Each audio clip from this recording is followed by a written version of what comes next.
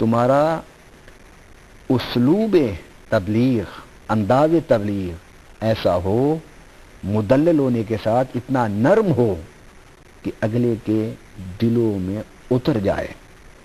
और नबी पाक सल्लल्लाहु अलैहि वसल्लम के हवाले से भी ये फरमाया फ़बिमा रहमतिन मिनल्लाहि लिंता लहुम वलौ कुन्त फज़्ज़न गलीज़ल क़ल्बि लनफ़ज़्ज़ू मिन हौलिका फ़अफ़ु अन्हुम वस्तग़फ़िर लहुम वशाविरहुम फ़िल अम्र फ़इज़ा अज़मत फ़तवक्कल अलल्लाह।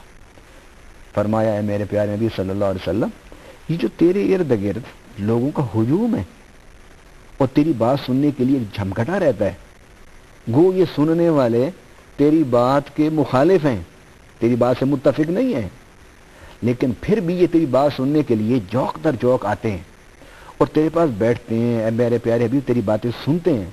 उसकी वजह क्या है?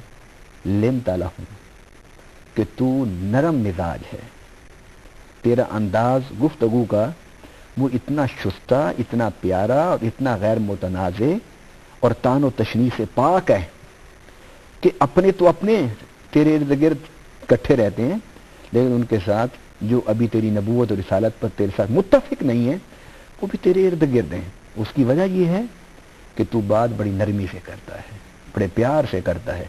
इसलिए मुबल्लिगीन को चाहिए कि वह अपनी गुफ्तगू को मकसद पर महमूल रखें।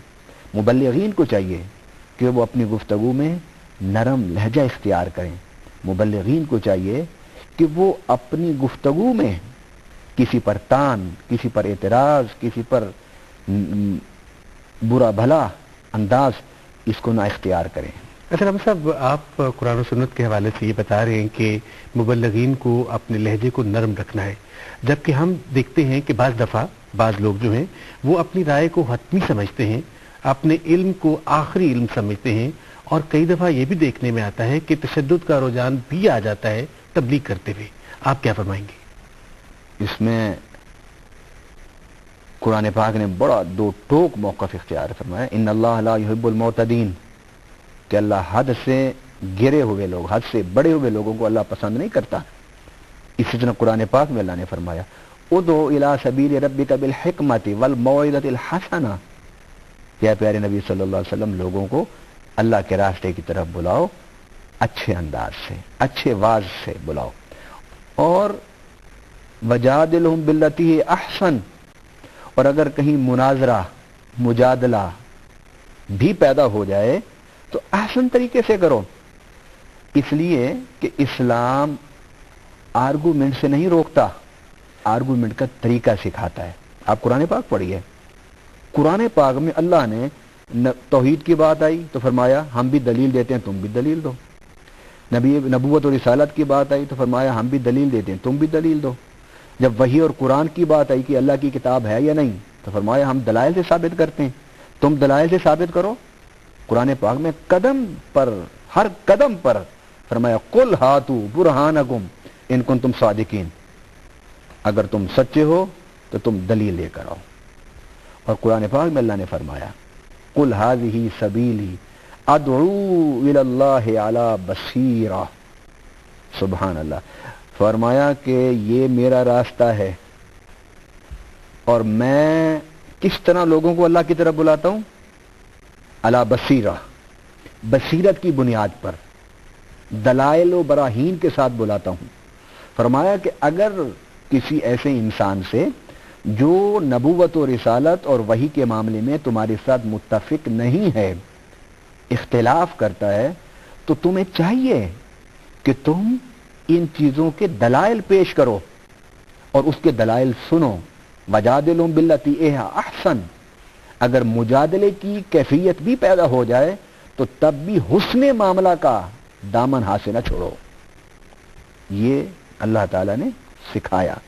और यहां एक बड़ी अहम बात है, कुरान पाक में हमें वला तुजादिलु अहलल किताब इल्ला बिल्लती हिय अहसन, कि ना मुजादला करो अहले किताब से इल्ला बिल्लती हिय अहसन।